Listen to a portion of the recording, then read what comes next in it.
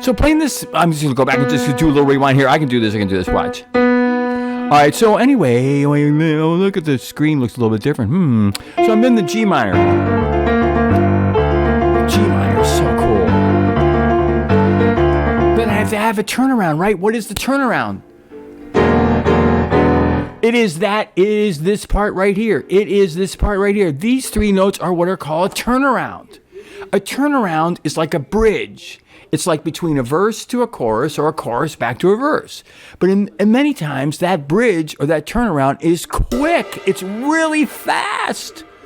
So you have to do it when it's supposed to happen exactly and fast usually. And in Nefriti, which we're working right now, Nefriti has two spots, two turnarounds, one going from the verse to the chorus, one going from the chorus back to the verse.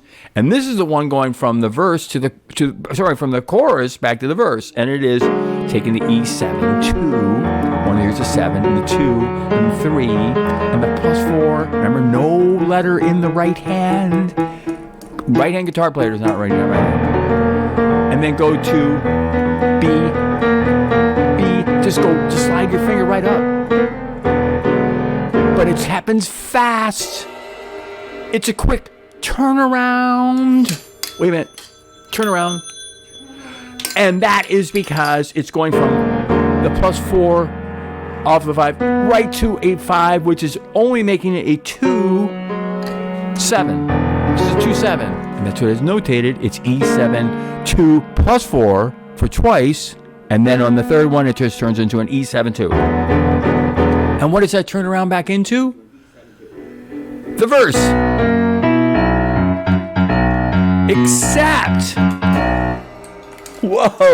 Except this time, I'm going to use the street.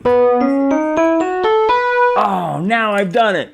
The rabbit hits something sometimes. Okay, all right. So now we're going to turn that turnaround back into the street, which is again 1, 2, 3, 4, 5, no 6, 7, not major 7, but 7, and then 8. So I'm just walking that street. And I'm just walking back to 7, 8, 7, 4, 4, 4, 5. And the second part is 3, 3, 2, 1. And what am I playing the bass? Nothing but a B. I would like you to be doing, which is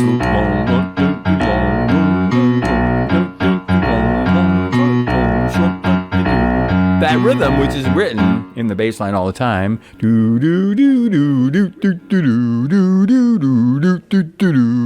All that's written in against. But that's not easy to do. So what you got to do is you got to kind of do this for a while, and then you got to throw on top of it. I feel what that feels. And then feel it.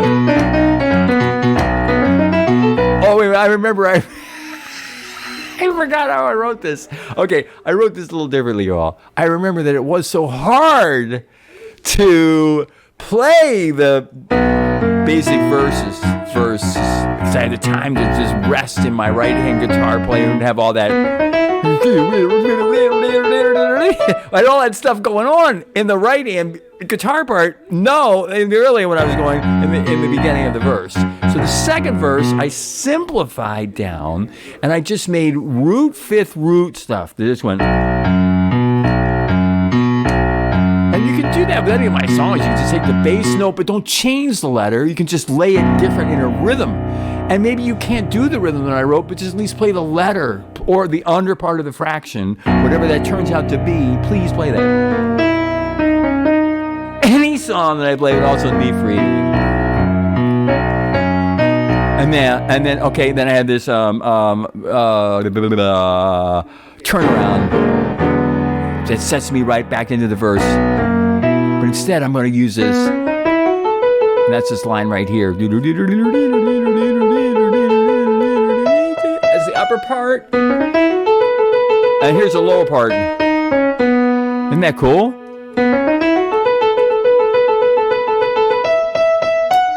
But then what sneaks up on you is the turnaround. Hold on. And it's 3 notes right here. B, D, D sharp. But the right-hand guitar is still going, and the bass player's got to go B, D, D sharp. The turnaround going back to the chorus from the verse that you were just in. Now you have to go to the chorus. So you need that turnaround. You have to have that turnaround.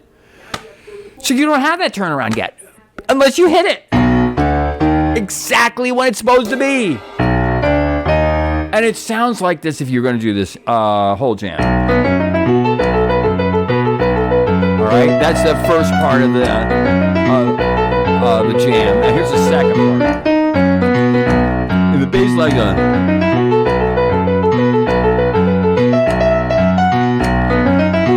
And then just keep on it. And here's the turn. See, it goes right back. And then hear that again. And here it is in slow motion. B, D, D sharp. And then I'm in that E minor part. And in that E minor part. And then just moving down the bass to the C, E minor, 2, 7, 4. It's just a minor with a 2, 7, no letter name on the right.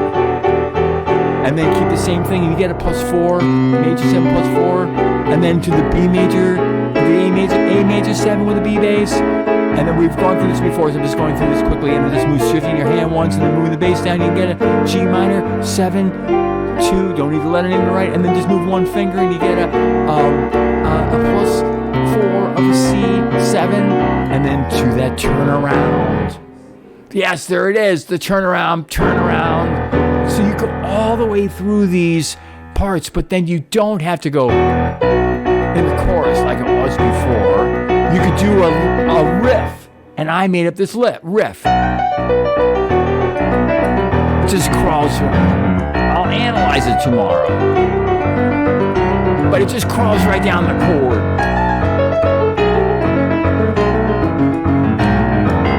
Notice that I'm playing some accent.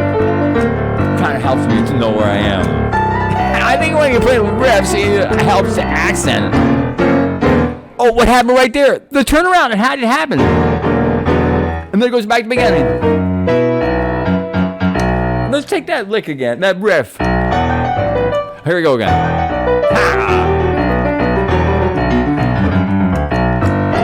I just moved down to C in my left-hand bass.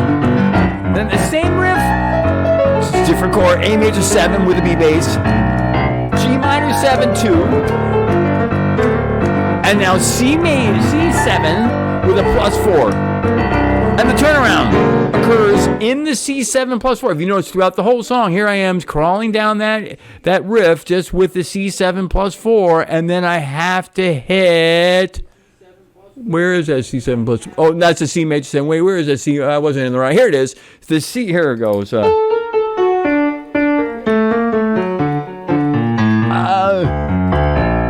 Then I have to switch to the turnaround right here. The one that was taking me back to the verse. The turnaround, the bridge, the transition. This is an important thing to note in any song. What is the transition from the verse to the chorus? What is the transition from the chorus to the verse? What is the transition to even the ending? What is it, whatever, the transition or the turnaround into is what we're talking about here. More that you can think of can happen in a turnaround in a quick amount of time. That is 3 notes, B, D, D sharp, and it's going to kick you right back into this. A chorus with that riff, but it comes right out of the basics of the beginning of the song, and then the B.